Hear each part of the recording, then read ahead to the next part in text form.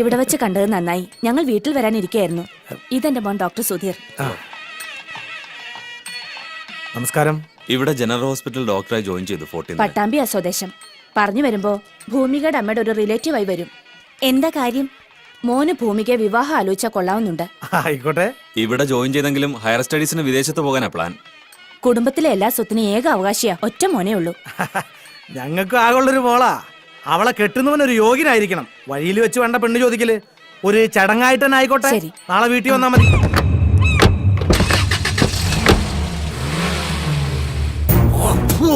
അവനെ കൊണ്ട് അവളെ ഞാൻ കെട്ടിക്കും. ആയുധങ്ങളും ശക്തിയും കൊണ്ട് നേടാത്തത് ഭരതൻ യുക്തി കൊണ്ട് നേടും. ബ്രഹ്മാസ്ത്രം തൊടുത്തിരിക്കുക അവന്റെ നെഞ്ചിലേക്ക്.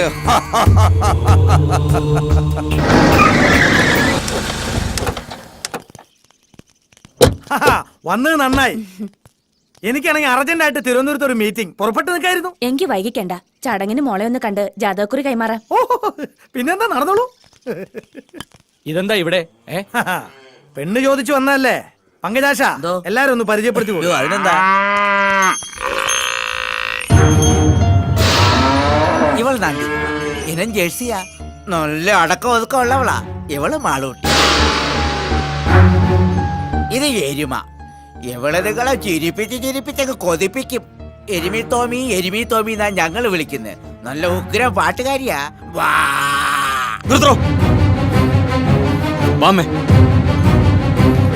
എന്താ ഞങ്ങളുടെ കുട്ടിക്ക് എന്താ ഒരു കുറവ്? ഞാൻ അഭിപ്രായം ഒന്നും പറഞ്ഞില്ല. എന്താ പെണ്ണിന് ഇഷ്ടായില്ലേ? വിളിച്ചു വരുത്തിയത് അപമാനിക്കാനായിരുന്നു അല്ലേ? അതെ, നിന്നൊക്കെ ക്ഷണിച്ചു വരുത്തി ഇങ്ങനെ സൽക്കരിച്ചാലേ മറ്റുള്ളവർക്ക് ഒരു പാടാവുള്ളൂ. എനിക്കറിയാം നിന്റെ ഈ വരവിന്റെ പിന്നിൽ ബുദ്ധി ആറിയതാണെന്ന്. ആ ഭരതന്റെ അല്ലേ? ഏത് കൊടികെട്ടിയ സായിപ്പായാലും കോറാത്ത പെണ്ണിനെ മോഹിച്ചാൽ കുടലെടുത്തേ വിടത്തുള്ളൂ ഇവിടത്തെ പിള്ളേര്. ഞങ്ങൾ ദാനം ചോദിക്കാൻ വന്നല്ല. വേണ്ട, അമ്മ മിണ്ടായിരിക്കെ. പണം കൊണ്ടും കുടുംബഹിമ കൊണ്ടും കോറോത്തുകാരെക്കാൾ ഒട്ടും പുറകിലല്ല ഞങ്ങള്. ഞങ്ങൾക്കാരുടെ ഔദാര്യം വേണ്ട. ഭൂമികയെ നേരിട്ട് കണ്ട് ഞാൻ മനസ്സറിഞ്ഞോളാം.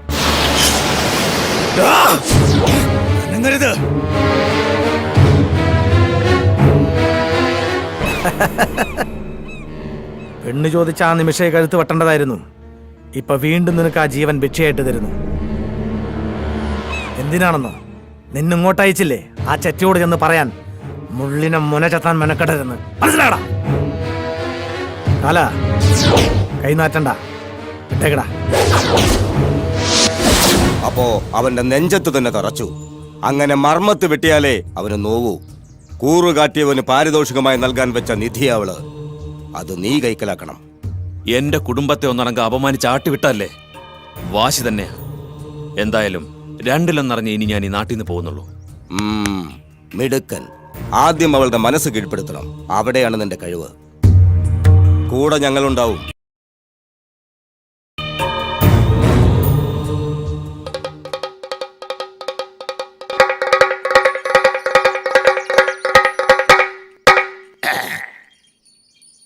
നാടൻ ബീജം തിളങ്ങുന്നു. Local semen shining. പാവപ്പെട്ടവന്റെ വോട്ട് വാങ്ങി വിജയിച്ച ഒരു സാധാരണ മൃഗത്തിന്റെ അടിസ്ഥാന പ്രശ്നങ്ങൾ പരിഹരിക്കാൻ കഴിയാത്ത ഇവിടുത്തെ എംഎൽഎക്ക് എങ്ങനെ മനുഷ്യരുടെ ക്ഷേമങ്ങൾ നിലനിർത്താൻ സാധിക്കും? സുഹൃത്തുക്കളെ, എനിക്കറിയുമോ എന്ന് നിങ്ങൾക്കറിയില്ല. അങ്ങ് വടക്ക് യുപിയിലും ഗുജറാത്തിലുമെല്ലാം ഗോകുൽ ദൈവങ്ങളാണ് ദൈവങ്ങൾ. അതുകൊണ്ട് ഇനി ഇവിടുത്തെ മൃഗങ്ങളുടെ കണ്ണീര് പോവാനും സ്വാന്തനിപ്പിക്കുവാനും അവരുടെ നീറുന്ന സ്വകാര്യ പ്രശ്നങ്ങൾ പരിഹരിക്കുവാനും ഇവിടുത്തെ ഒരേ ഒരു ശക്തിക്ക് കഴിയൂ. ഇത് ഭരതേട്ടന്റെ വകയാ. ഞാനിപ്പോ നിങ്ങളുടെ ആളാ. അത് തന്നെയാ തന്നത്.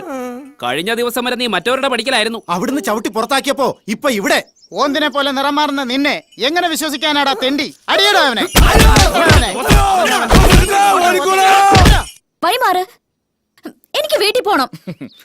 അറിയാവുന്ന എല്ലാ ദൈവങ്ങൾക്കും നേർന്നിട്ടുണ്ട് തന്റെ പട്ടിക്കോ പൂച്ചയ്ക്കോ എന്തെങ്കിലും ഒരു അസുഖം പിടിക്കണേന്ന്. അങ്ങനെയെങ്കിലും തന്നെ ഒന്ന് കാണാൻ കിട്ടുമല്ലോ. താൻ വിചാരിക്കുന്ന പോലെ ഒരു പെണ്ണല്ല ഞാൻ. എനിക്ക് തന്നെ ഇഷ്ടമല്ല. എനിക്ക് തന്നെ ഭയങ്കര ഇഷ്ടാ. ഒരാളെ ഇഷ്ടപ്പെടാൻ അയാളുടെ അനുവാദം വേണമെന്നില്ലല്ലോ. ഒരപേക്ഷയുണ്ട്. വല്ലപ്പോഴും എന്റെ കൂട്ടുകാരിയെ കാണാൻ കിട്ടുന്ന ഈ സ്വാതന്ത്ര്യം നിങ്ങൾ കാരണം എനിക്ക് ഇല്ലാണ്ടാവരുത്.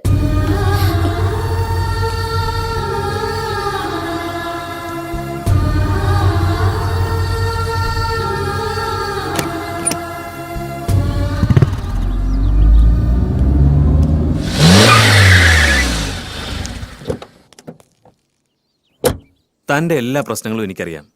അതുകൊണ്ട് രണ്ടും കൽപ്പിച്ചാ ഞാൻ ഇറങ്ങിയിരിക്കുന്നത്. നീയൊന്ന് മൂളിയ ജീവൻ പണയം വെച്ച് നിന്നെ സംരക്ഷിക്കാൻ ഞാൻ ഒരുക്കുക. പേടിക്കണ്ട, പൂർണ്ണ മനസ്സോടെ മതി. അതുവരെ ഞാൻ കാത്തിരിക്കും. പക്ഷെ ഒരു കാര്യം, ഈ നാട്ടിൽ നിന്ന് ഞാൻ തിരിച്ച് ജീവനോടെ പോകുന്നുണ്ടെങ്കിൽ അത് തന്നോടൊപ്പം മാത്രമായിരിക്കും. അതിന് തീർപ്പ് കൽപ്പിക്കേണ്ടത് നീയാണ്, മനസാക്ഷി എന്ന നിന്റെ കോടതി.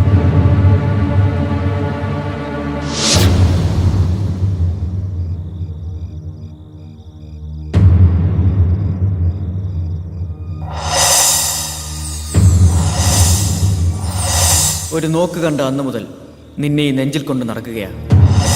ഞാൻ മാത്രമല്ല, എന്റെ കുടുംബക്കാർ നിനക്ക് വേണ്ടി അവമാനിതരായി. ഞാൻ ഈ നാട്ടിൽ വന്നതുപോലും നിന്നെ സ്വന്തമാക്കാനാണ്. ഇപ്പോഴും നട്ടലോടെ നിൽക്കുക, നിന്റെ മനസ്സമ്മതത്തിന് വേണ്ടി മാത്രം. എന്നെ വെറുക്കാൻ പറ്റുമോ നിനക്ക്? എന്നെ അകറ്റാൻ പറ്റൂ നിനക്ക്?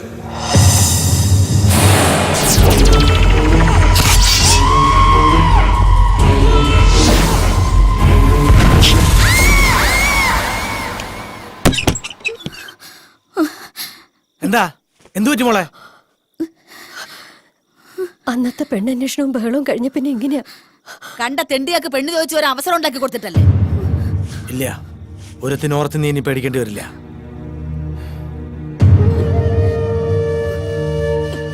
എന്താ എന്റെ മോൾക്ക് പറ്റിയേ? എനിക്ക് പേടിയാവുന്നു അമ്മ.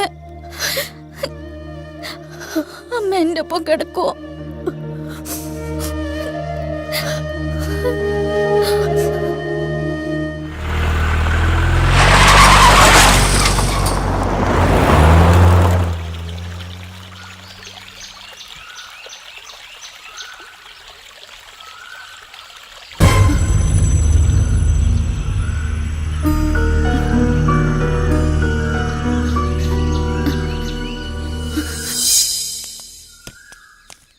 ഞാൻ സ്കൂളിൽ നിന്ന് വരട്ടെ, അതിനുശേഷം സംസാരിക്കാം.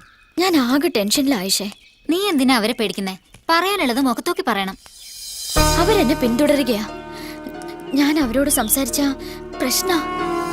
ഇളയച്ചൻ എന്തൊക്കെയോ തീരുമാനിച്ചിട്ടുണ്ട്. എന്നെ ചൊല്ലി എന്തൊക്കെ ദുരന്തങ്ങളാണാവോ സംഭവിക്കാൻ പോണത്. ഞാൻ പുറത്തിറങ്ങിയാലല്ലേ പ്രശ്നങ്ങളുള്ളൂ. അതുകൊണ്ട് ഇനി ഞാൻ നിന്നെ കാണാൻ പോലും വരില്ല.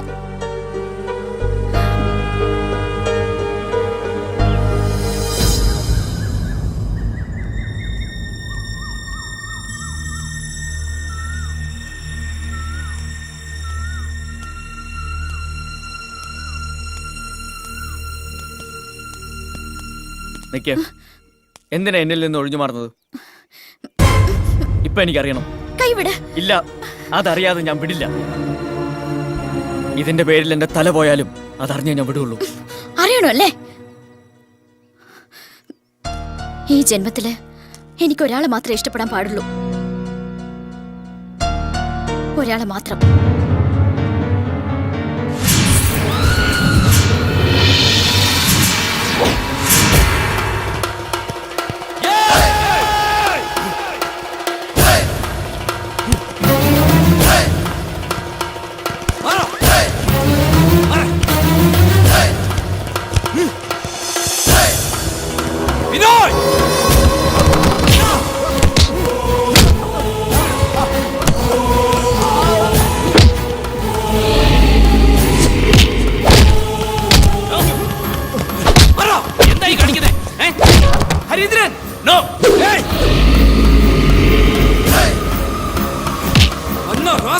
അവളെ കമന്റ് അടിക്കാൻ മാത്രം ആളായോ നീ? അതൊക്കെ നീ ഞാൻ ആരാന്ന് നിനക്ക് അറിയണം.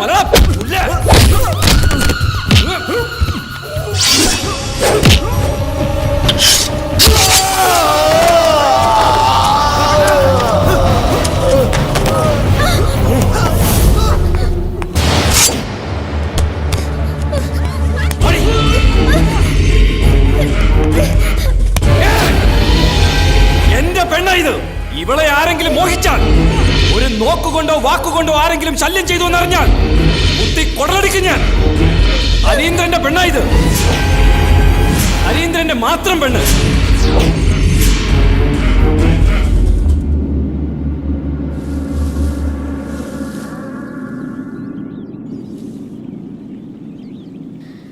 അതെ, പിന്നെ ഹരീന്ദ്രന്റെ പെണ്ണായി ജീവിക്കാൻ ഞാൻ ശീലിച്ചു. ഇനി എന്നെ ചൊല്ലി വീണ്ടും ഒരു ദുരന്തം. അത് കാണാനുള്ള ശേഷി എനിക്കില്ല. പക്ഷെ എനിക്കറിയാം ഈ മനസ്സിനുള്ളിൽ ഇത്തിരിയെങ്കിലും സ്നേഹം എന്നോടുണ്ടെന്ന്. അതുകൊണ്ടല്ലേ അന്ന് അച്ചമ്മയുടെ കൺവെട്ടത്ത് നിന്നും എന്നെ ഒളിപ്പിച്ചത്? അല്ലെന്ന് പറയാൻ പറ്റുമോ? അതെ, ആ സ്നേഹം കൊണ്ട് തന്നെയാ ഇപ്പോഴും പറയുന്നേ. ഇനി എന്നെ കാണരുത്, ഇഷ്ടപ്പെടരുത്. ഈ നാട്ടിൽ ഹൃദയത്തിനേക്കാൾ വില കൽപ്പിക്കേണ്ടത് സ്വന്തം ജീവനാ. അതുകൊണ്ട് അപേക്ഷിക്ക, എന്നെ മറക്കണം.